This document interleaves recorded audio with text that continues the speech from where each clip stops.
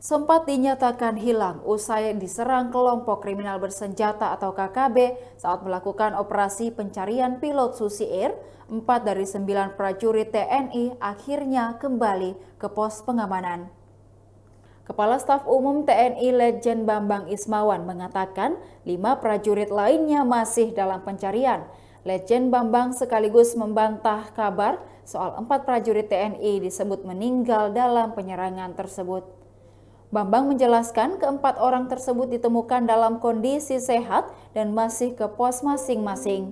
Bambang menegaskan hanya ada seorang prajurit TNI yang gugur dalam penyerangan tersebut, yakni prajurit Komando Cadangan Strategis Angkatan Darat dari Satuan Tugas Batalion Infanteri Raider 321 Galuh Taruna Pratu Miftahul Arifin. Hal tersebut sekaligus membantah simpang siur adanya 6 prajurit TNI yang tewas. Kabar tersebut sampai diberitakan media asing yang menyorot operasi pembebasan pilot Susi Air Kapten Philip Mark Martens. Pilot yang berasal dari Selandia Baru itu disandra sekal Februari lalu.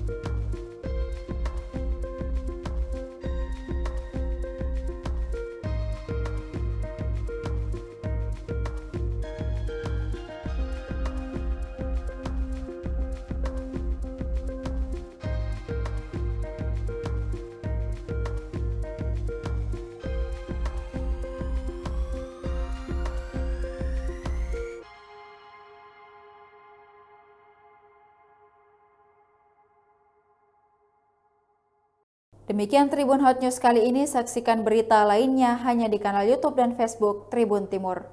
Terima kasih sudah nonton, jangan lupa like, subscribe, dan share ya!